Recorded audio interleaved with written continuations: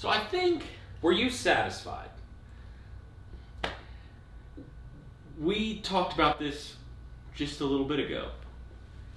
I think that this applies to all the movies in this trilogy. I actually liked all 3 of the movies in this trilogy individually. Yes, they're entertaining. That being said, this is not a good trilogy. It's not cohesive. Right.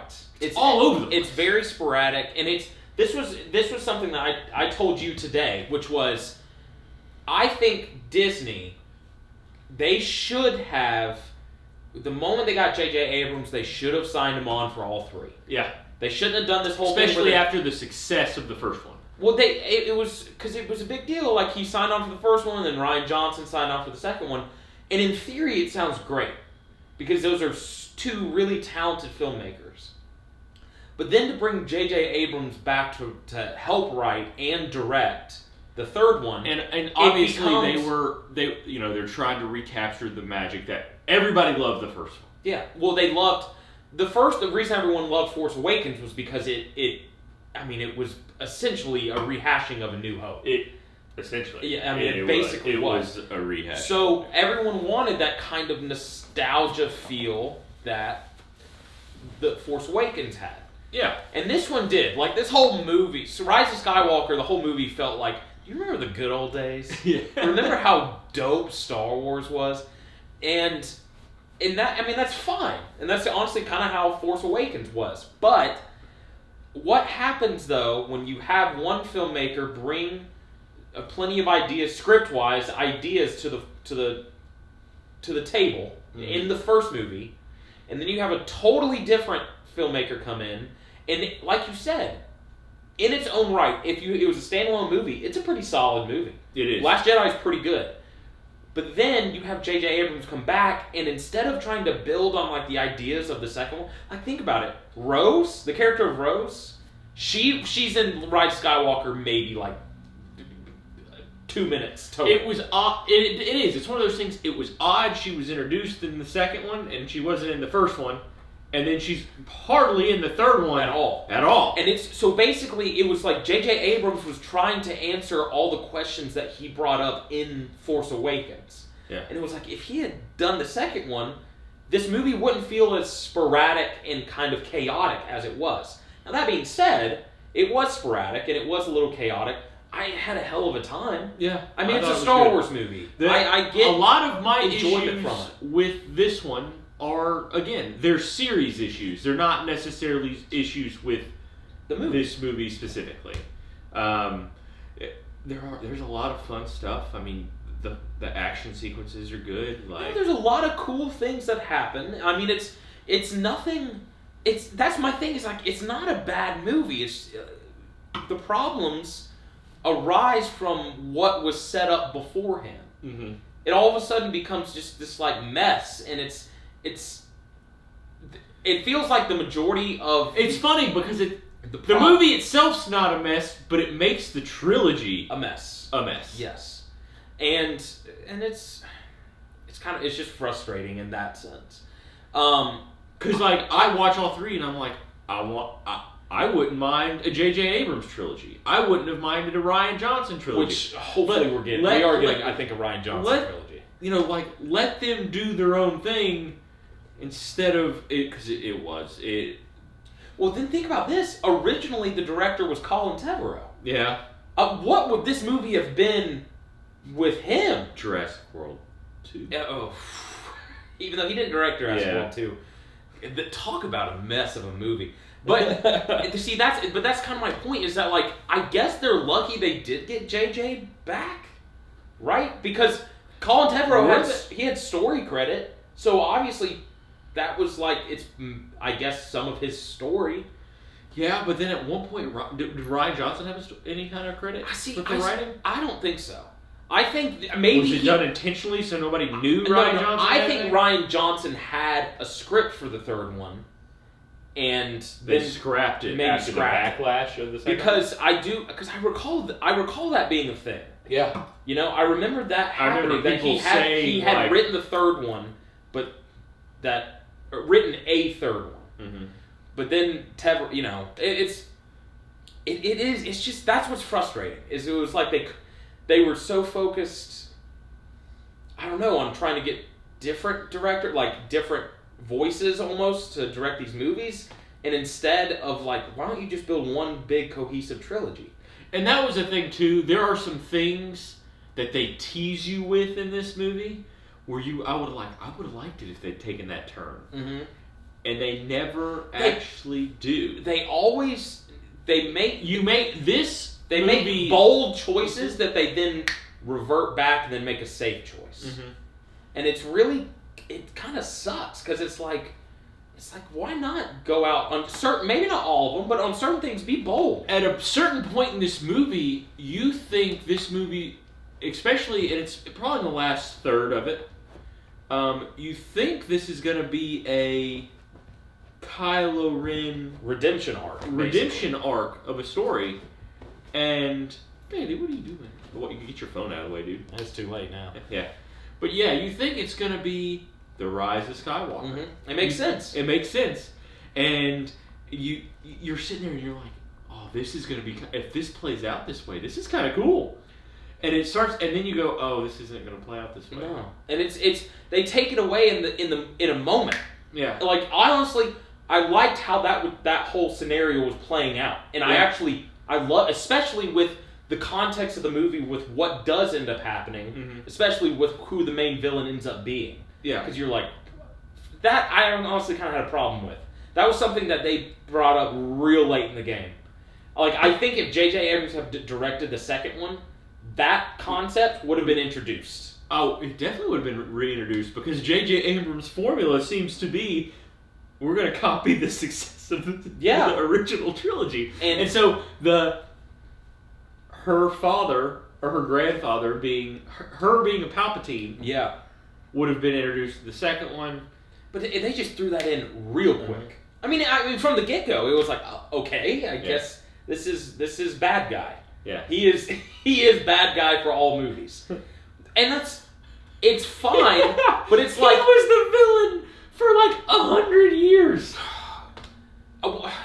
He was the villain from when Anakin was a boy to now. Now, which the part that's frustrating is like, that was kind of what was satisfying about the first one, and then possibly the second one was like, we've moved on from Palpatine. Mm-hmm. And then it was like, no, it's always been Palpatine. Which is, even though I liked how they brought that back in the sense that it wasn't, while it was his conscious, he also was like, he embodied all Sith. I had some like, kind of like Harry Potter Voldemort vibes coming from the way he was behaving, and like how he was staying alive was kind of similar to like a Horcrux type thing. Yeah. But I do agree with you in that sense. I kind of like that he was almost staying alive by the sheer power of the Sith. Yeah. Now, I don't know as far as Star Wars and canon, whatever I don't machine he was abducted, which was wild. That was wild. It's like a crane arm that was. He was just moving around. Yeah. They dropped the ball when she finally meets up with him, and he says like, hello, like he basically is saying like, I'm your grandfather, all this stuff. They missed a real opportunity for him to go, you can call me Pappy. Yeah. So Palpatine, just call me Pappy. I don't know, I would have loved that, but no, or had it like it was never gonna happen, but it to be like a mini me. What? Like, not mini me. A Dr. Evil, and then what's Seth Green's character's name? Scotty. Scott. Like Dr. Evil and Scott. She tried to have like, give me a hug. Do you want a hug? That would have been great. I think I hate you, Scott. Just call me Pappy. I think the other thing with this movie, that's why the moment they started making bold choices and then reverting back on them, I realized I was like, there's never going to be any bold choices, and you just knew everything was going to end up aces. Everything was going to be fine. Yeah. And that's how it all kind of plays out. And it's like, I never felt a real, like, threat. I never felt really worried. Oh, and that was the thing, too. Like, when you first... There's a moment in the movie pretty early on where you think a major character has possibly died. Mm-hmm. And it happens, and then the tone of the movie directly after it happens, like, almost immediately, you're like, that character's not dead. Because they moved on so quickly. So quickly. There was not even a time for them to think, like, oh, that character's dead. Especially with how... And there was even there was like a joke that was played. No, it was so quick for them to realize, oh, this character actually is okay. Yeah. I mean, it seriously, in the span of 5 minutes? No. I would say 5 minutes, Kyle. Like you felt that way within 5 minutes of that happening. Remember, they go to the other planet. Yeah, but we aren't living their lives. I mean, that they should have displayed, like, they should have had some sort of like grieving kind of moment. Well, I'm agreeing with that aspect. That's my point. That's how you knew as the viewer that character was not dead. Yeah. Because there was no, it was like, oh my gosh, and then the story just kept going, and there was a joke, like there was a laugh out loud funny moment within really soon. Yeah, within 120 seconds, like 2 minutes. It was just and you were like, oh, that character's not dead. That's like, poor writing. Yeah. You know, like plus you can honestly tell by the way the character supposedly died. Yeah. These characters usually get, beloved characters, usually get a moment of heroism. Yes, and it's like a very kind of dramatic and sad moment. And this thing just happened suddenly and they just move on. And I was like, yeah, they're not dead. But again, if that character would have died and had that character died how he died with her killing him, mm-hmm. that would have been like, holy, like when it happens, there's a 2 or 3 second period where you go, holy shit. Because then I could see it really starts to play on the fact of like maybe because the whole theme of the movie is how like blood does not run how you are going to behave. Like you can make your own choices. Yeah. And because you're a part of a bloodline doesn't mean that you are have to behave as someone before you. Mm. And that was a moment where I was like, that's interesting. Like maybe that's showing like no matter what you can't escape that. Yeah. But they gloss over it real quick and they just move on. It was frustrating, honestly. And a part of me thinks maybe they were going to go that way. And then the backlash that happened over Game of Thrones with Daenerys turning out to be... Her deal was that she was going against her. She wasn't her bloodline. I disagree. I don't think that was the case. So many people were like, that's BS because you built her up to be this character. I mean, people name their kids Daenerys. Which, they're fucking idiots. And don't name your kid after a fictional TV show. And especially one that's not done yet, where she has a history of being a little wild. Yeah.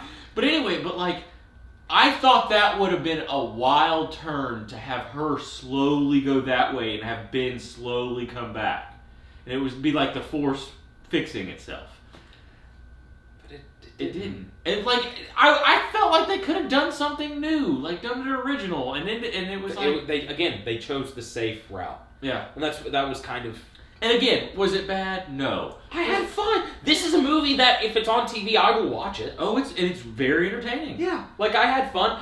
Adam Driver fucking crushes. Oh, Adam Driver. He's always good. And Oscar Isaac stand out. See, I wouldn't say Oscar Isaac stood out, but he was good. He was great. I wanted to see Kerry Russell's face because I just like Kerry Russell a lot, but she was in the small part that she was in. She was good. Yeah. Like the acting wise is fine. I thought John Boyega improved. Yeah. That was kind of a complaint I had in the first two. I was like, he was okay. He's solid. But no, he was good in this. Yeah. And but I think that's also part of his character arc. He's more confident in what because he's doing. He's like less whiny mm-hmm. and stuff than he was in the first two. But no, again, what's his Adam Driver?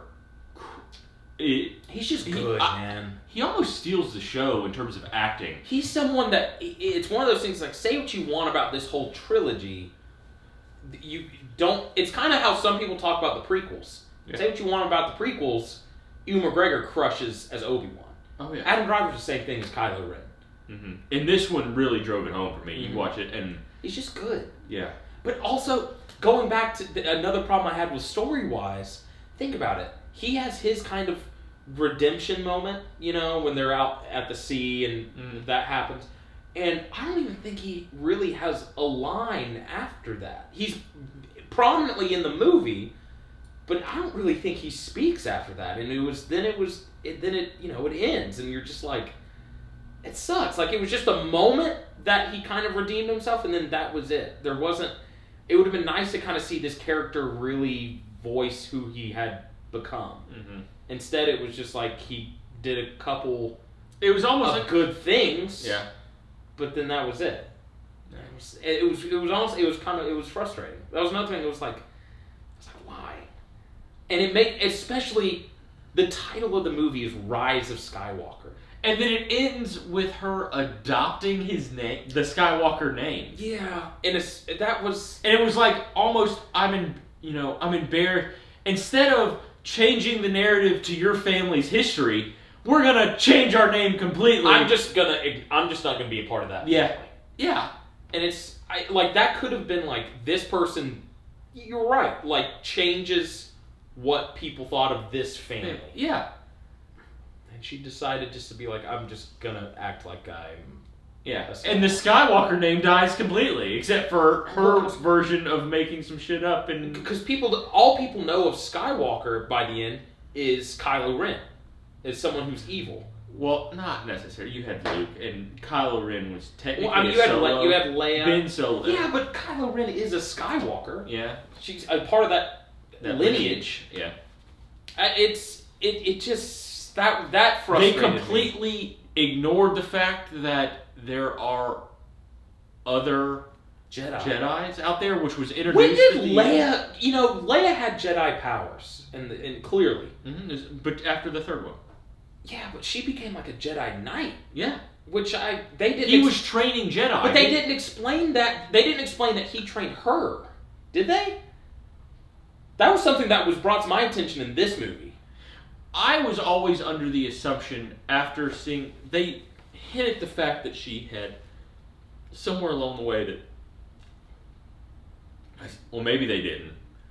But anyway, I had always kind of assumed once she found out who she was, and that, I have it, my sister has it, that Luke kind of trained her a little bit. Because at the beginning, Rey's being trained by Leia, which that was a shock for me. I was like, why does she have the ability to train her? Mm-hmm. I don't know. Yeah. This is not. And then my biggest issue with this was the apparent love story that was taking place. That one might have been the most awkward kiss I've seen on film. Oh no, it wasn't awkward. They kissed each other naturally. Nah, they both wanted it. It felt so forced.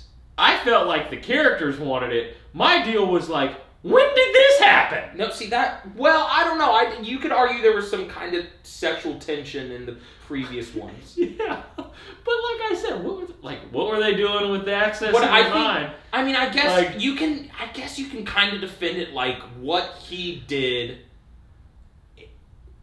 She that. It was just a way of showing her gratitude. That wasn't that kind of kiss. But I know, and that's where that's to me is where it felt forced. Like I didn't think that moment warranted a hug.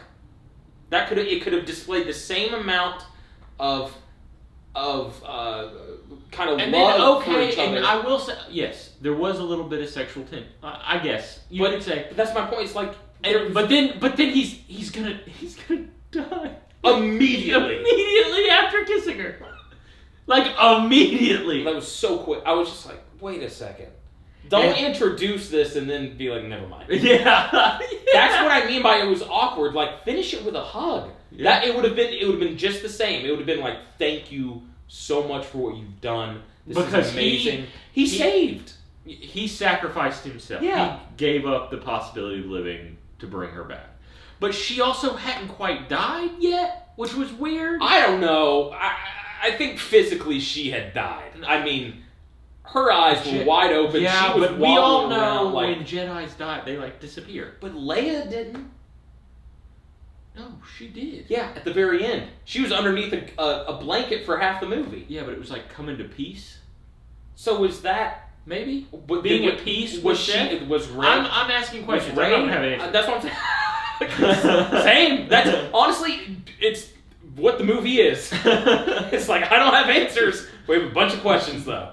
I don't, and that's what's sad. It's there's so much to really complain about, but at the end of the day, I walked out and I was like, that was a fun time. Yeah, I had a great time. So I mean, it's not ridiculous in the sense there's corny lines or there's just. I really gotta think back. I don't. No, it's not like a hold on. Fast and Furious movie where you watch it and you go, oh my God. I'm sorry, the whole moment of the reveal of who the spy was, that shit pissed me off. Where instead of them naturally figuring it out, literally something happens and he's like, I'm the spy! And I'm not joking, I think that's the line. I think that literally is the line, is him turn to the John Boyega, I'm the mole, or whatever. No, I think he says, I'm the spy. I'm the First Order spy. And I was like, okay. Anyway, that was a moment. I think there was that part, and there was another part I remember rolling my eyes oh, God. But I would say, yeah, I think I would give this a B. I might say B minus just because, we talked about, it's just in the context of the whole trilogy, it feels like a mess, but it doesn't take away from the fact that it is an enjoyable movie. It's not, there's not really bad performances. I'm in the same boat. In terms of how much I enjoyed it, I'd almost give this a B plus, but then I have to look at it and say there's so many questions and kind of problems overall. Overarching. Yeah. Over all three. That it really, you can't, for me it's a B. It's a B, and it's a solid movie. I actually like all, individually, if you take them one movie, I like all three movies in this trilogy, but in terms of it being a cohesive trilogy, it's a mess. It's one of the most poorly made trilogies, or movie. Well, you could argue Transformers, there are other movies other trilogies that are bad. It's more of a mess. Yeah. And this is such a beloved, okay, I'm story. sorry. Poorly executed. Yes. Because it none of them are bad. Individually, you watch one movie, and you go, oh, that's really good. What happens in the next one? Or what happened in the one before? If you could watch them all individually, enjoy them, but end up with a ton of questions after each one, and none of them answer each other's questions, really. Yeah, no, you're absolutely right. There's just a whole bunch of questions. Right. And it's really, if it was a cohesive trilogy and there was a definitive storyline happening through all three, and there's not. No. There's not. Except, literally, it's just no. The Resistance. There was Snoke, and then Snoke died very quickly, and then they didn't know who the bad guy was going to be, because it seemed like they wanted to bring...